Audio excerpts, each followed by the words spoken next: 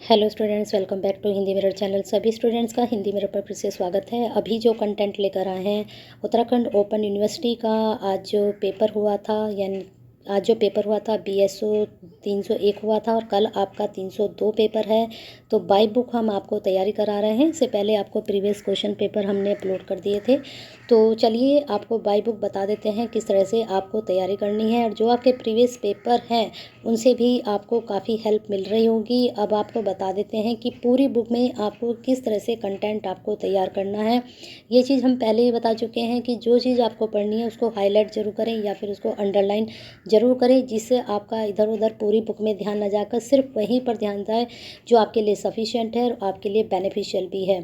तो बने रहिए हिंदी मिरर के साथ, काफ़ी आपको हेल्प मिलती है। इसके लिए एक लाइक तो बनता है और शेयर कर दीजिए BSO 302 के सभी स्टूडेंट्स के लिए। जब आप शेयर करते हैं तो कहीं ना कहीं आप भी किसी की हेल्प करते हैं, और शेयर करने से आप किसी की केयर भी करते हैं। और आपको अगर लगता है कि प्रीवियस पेपर के साथ साथ बुक के साथ साथ आपको और भी किसी चीज़ की क्वेरी है तो आप ज़रूर भेज सकते हैं। और हिंदी मिरर परिवार का हिस्सा नहीं बने हैं तो बन जाइए, सब्सक्राइब कर लीजिए और बेल आइकन हिट कर लीजिए, क्योंकि अभी आपके एग्ज़ाम चल रहे हैं। फिर रिजल्ट से संबंधित सभी की जानकारी आप तक पहुंचती है हिंदी मिरर के द्वारा।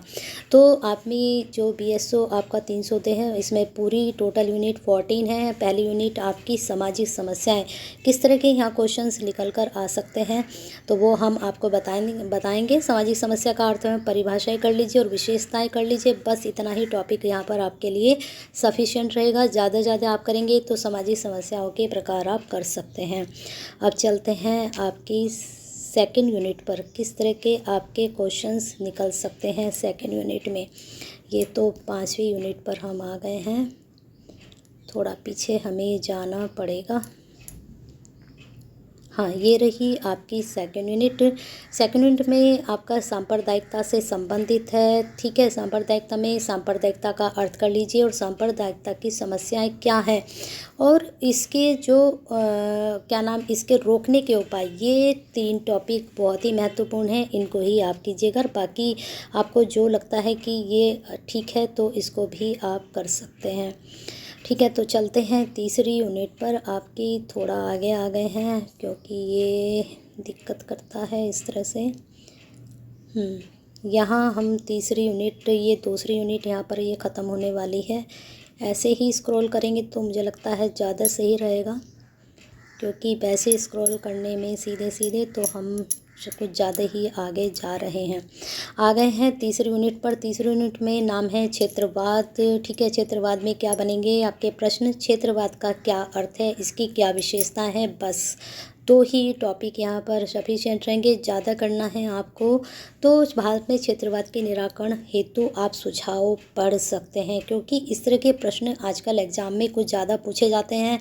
तो हो सकता है ये आपसे पूछ लिया जाए। फोर्थ यूनिट में प्रदूषण, पॉल्यूशन क्या है, बहुत इजी है और मुझे लगता है इसको आप सिर्फ एक बार गो थ्रू करेंगे तो आराम से इसको निकाल ले जाएंगे अगर यहाँ से क्वेश्चंस बनता है। क्योंकि प्रदूषण से संबंधित सभी को जानकारी होती है, कितने प्रकार के प्रदूषण हैं, वायु प्रदूषण, ध्वनि प्रदूषण, ये आप आराम से कर लोगे। सिर्फ पढ़ना है आपको। गरीबी भी मुझे लगता है सिर्फ आपको पढ़ने की ज़रूरत है, इसको आराम से आप कर लोगे। गरीबी का क्या आशय है और इसको माप के क्या उपाय हैं और गरीबी के क्या कारण हैं और निवारण हेतु, है ना, निवारण के उपाय। बस इतना कर लीजिए, बहुत रहेगा आपके लिए। आगे चलते हैं नेक्स्ट यूनिट पर। फोर्थ आपकी हो चुकी है, 14 यूनिट है। तो जितना जल्दी हम टॉपिक रिकवर करेंगे उतनी ही जल्दी आपकी तैयारी शुरू हो पाएगी। और जितने टॉपिक आपको बताए जा रहे हैं उतना भी आप पढ़ते हैं तो मुझे लगता है 50 to 60 के बीच में आपके आराम से नंबर बन सकते हैं। तो आ चुके हैं 6 यूनिट पर। बेरोजगारी क्या है, बेरोजगारी, बेरोजगारी की अवधारणा पढ़ लीजिए, इसके प्रकार पढ़ लीजिए और बेरोजगारी दूर करने के सुझाव। ठीक है, इतना ही आप कर सकते हैं। और प्रश्न यहाँ से 99 जरूर बनेगा, क्योंकि बेरोजगारी से क्वेश्चंस हमेशा पूछा जाता है। और इसमें अगर आप चार्ट भी बनाते हैं और जो अभी के आंकड़े हैं उससे संबंधित भी आप जानकारी देते हैं तो बहुत अच्छे नंबर आपके बन सकते हैं। नेक्स्ट आपका है भ्रष्टाचार क्या है। भ्रष्टाचार का अर्थ, भ्रष्टाचार में भी आपको थोड़ा बहुत आप पढ़ेंगे तो आराम से इसको भी कर ले जाएंगे। क्योंकि ये टॉपिक ऐसे हैं कि इनको सिर्फ थोड़ा सा पढ़ने की ज़रूरत होती है और उतनी नॉलेज हमें होती है, आप बीए फाइनल के स्टूडेंट्स हैं, कि आप इस तरह के क्वेश्चंस खुद जो पूछे जाते हैं तो उनका आंसर खुद से भी अप्लाई कर सकते हैं। आ चुके हैं 8 यूनिट पर सामाजिक विचलन, ये आपको पढ़ने की ज़रूरत है। और